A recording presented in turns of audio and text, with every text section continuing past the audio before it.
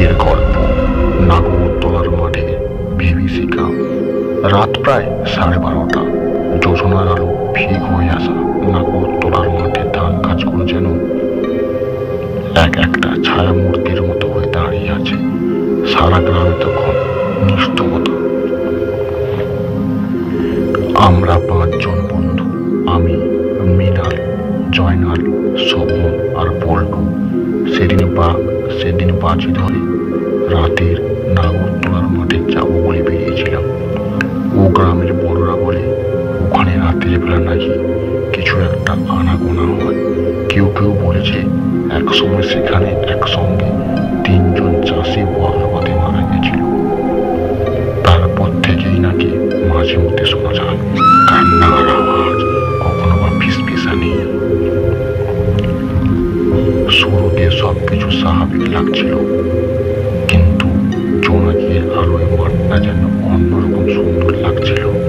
ঠিক তখনই একটা হালকা বাতাস শুরু হতে লাগলো, আর সঙ্গে সঙ্গে কোথা থেকে যেন ভেসে এলো একটা চাপা কোকানির শব্দ। শোন, কেউ কি কাঁদছে? শোনের গলায় স্পষ্ট ভয়। আমরা সবাই চুপ। বাতাসের সঙ্গে সেই কান্নার আওয়াজ যেন আর স্পষ্ট হতে লাগলো। মানুষগুলো একসঙ্গে ফিস ফিস করে কথা বলছে। ঠিক তখনই জয়নাল চিৎকার করে উঠলো, ওই দেখো, ধানের খেতে কেউ হারছে। আমরা সেই দিকে তাকাতে গা ছমছমে অনুভূতি হলো। একটা ভয়ও হতে লাগলো, যেন মাটি ফুলে বেরিয়ে আসছে। মুখ নেই, চোখ নেই, শুধু একটা কালো ছায়া, যেটা ধীরে ধীরে আমাদের দিকে এগিয়ে আসছে। পল্টু দৌড় দিল, সঙ্গে সঙ্গে আমরাও। কিন্তু মৃণাল পিছলে পড়ে গেল। ওকে তুলতে যাবো কিনা তার মধ্যেই ওর বোনের আওয়াজ বন্ধ হয়ে গেল। পিছন ফিরে দেখি মৃণাল নেই, কিন্তু সেখানে একটা তীব্র কালো ছায়া দাঁড়িয়ে, আর তার গলার কাছে ধানের পাতাগুলো যেন অস্বাভাবিকভাবে নড়ছে, যেন ওগুলো দিয়ে কিছু একটা ওর গলায় পেঁচিয়ে রাখা হয়েছে। আমরা দৌড়ে গ্রামে ফিরে এলাম, কিন্তু মৃণালকে আর কোনোদিন পাওয়া গেল না।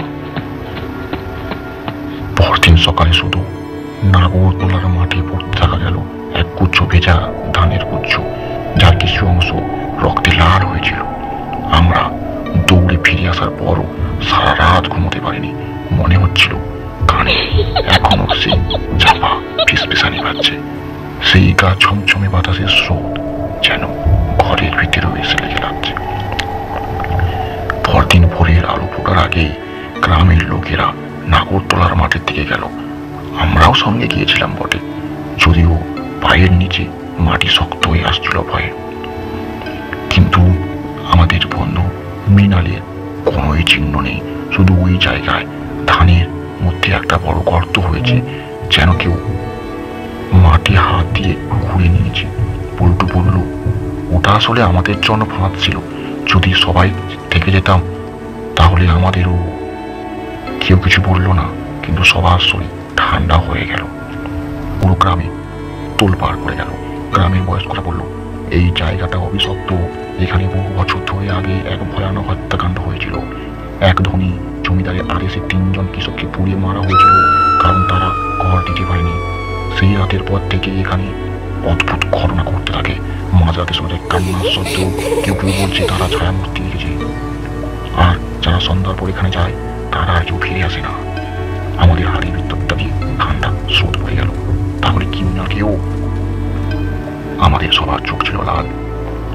গত রাতে এক মুহূর্ত ঘুমোতে পারিনি, কিন্তু এরপর যে ঘটনা ঘটলো সেটা আরো ভয়ানক।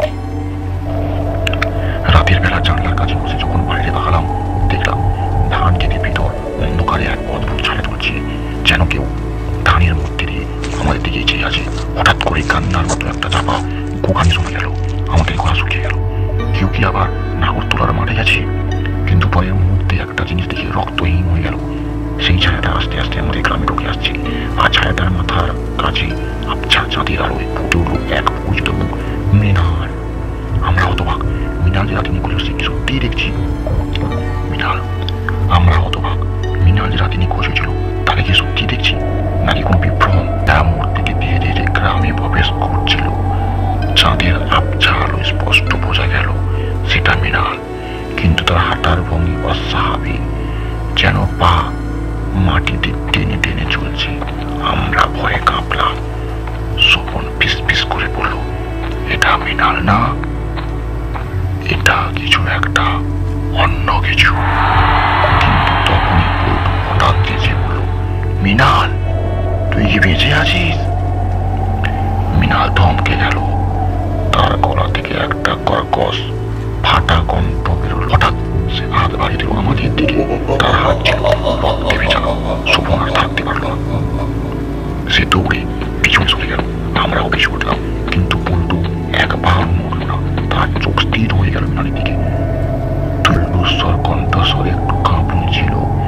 মৃণাল তখন একটু এগিয়ে এলো, ফিস ফিস করে বলল, আমি ফিরে এসেছি, কিন্তু একা না। আমরা থরথর করে কাঁপতে লাগলাম। মৃণালের পিছনে এখনো আরো কয়েকটা ছায়া দেখা যাচ্ছিল। ডানের মধ্যে থেকে কুয়াশার মতো উঠে আসছিল তারা। 3টি ছায়া মূর্তি। আমরা ফিরে এসেছি। অচমকা বাতাসে সেই পরিচিত কান্নার শব্দের পুরো গ্রাম ছড়িয়ে পড়ল। গা ছমছমে ঠান্ডা অনুভূতি যেন আমাদের চারপাশটা ঢেকে ফেলল। আমরা সবাই হতবাক। মৃণাল ও সেই 3টি ছায়া মূর্তি হাওয়ার সঙ্গে মিলে গেলেও তাদের ফিসফিসানি বাতাসে ঝুলে রইল। পল্টু হঠাৎ বলে উঠল, না, এটা মৃণাল ছিল, ও আমাদের সাহায্য চাইছিল। আমরা কিছু বললাম না, শুধু কাঁপতে থাকা পায়ের দিকে তাকিয়ে রইলাম। গ্রামের পরদিন সকালে আমরা গ্রামের সবচেয়ে বয়স্ক লোক রমেশ কাকার কাছে গেলাম। রমেশ কাকা অনেক কিছুই জানেন, তিনি নিশ্চয়ই কিছু বলতে পারবেন। আমাদের কথা শুনে উনি গম্ভীরভাবে চিন্তায় পড়ে গেলেন। তারপর বললেন, তোরা বড্ড ভুল করেছিস নাহরতলার মাঠে যাওয়ার। ওই মাঠ মৃতদের জায়গা। সেখানে যারা গেছে তাদের আর ফিরে পাওয়া যায়নি বলে জানা যায়। আর যদি কেউ ফিরে, সে মানুষ থাকে না। আমরা শিউরে উঠলাম। জয়নাল জিজ্ঞেস করল, কিন্তু আমরা তো ফিরে এসেছি, আমাদের কিছু হয়নি। রমেশ কাকা তখন ধীরে ধীরে বলল, হয়তো এখনো হয়নি, কিন্তু অপেক্ষা করো। রাত বাড়ার সাথে সাথে ওরা তোদেরও ডাকবে। রাতের ভয়ঙ্কর ঘটনা সত্যি তাই হলো। রাত বাড়ার সাথে সাথে আমাদের ঘরে অদ্ভুত ঘটনা ঘটতে লাগলো। জানলার কাছে যেন কারা নখ আঁচড় কাটছে। বাতাসে সেই পরিচিত ফিসফিসানি। আমি তখন বিছানায় লেপ মুড়ি দিয়ে শুয়ে আছি, কিন্তু বুকের ভিতরটা ভয়ে কাঁপছে। হঠাৎ জানালার পাশে ছায়া মূর্তির উপস্থিতি টের পেলাম। মৃণাল জানলার বাইরে দাঁড়িয়ে আছে, তার ঠোঁট নাড়ছে, কিন্তু কোনো শব্দ বেরোচ্ছে না। কিন্তু তার পিছনে আরো কিছু জন ছিল। চাঁদের আলোয় স্পষ্ট দেখতে পেলাম সে 3 জন। তাদের চৌহিন মুখ আর লম্বা কালো হাত।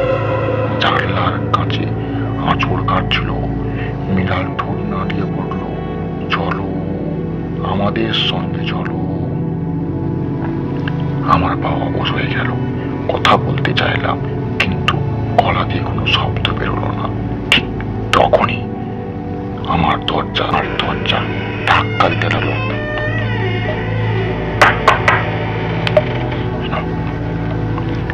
কেউ যেন প্রবল ভাবে দরজা ধাক্কাচ্ছে, আর সেই সঙ্গে সেই ফিসফিসানি, তোমরা আর বাঁচবে না। আমি চিৎকার করে দরজার কাছে গেলাম। ওরা কি ঘরে ঢুকে পড়বে? পল্টু, শোভন, জয়নাল, ওদের কি হলো?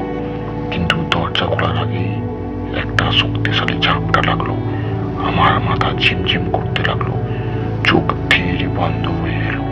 আমরা কি সত্যি বাঁচতে পারবো, নাকি মৃণাল আর সেই 3 ছায়ামূর্তির মতোই হারিয়ে যাব?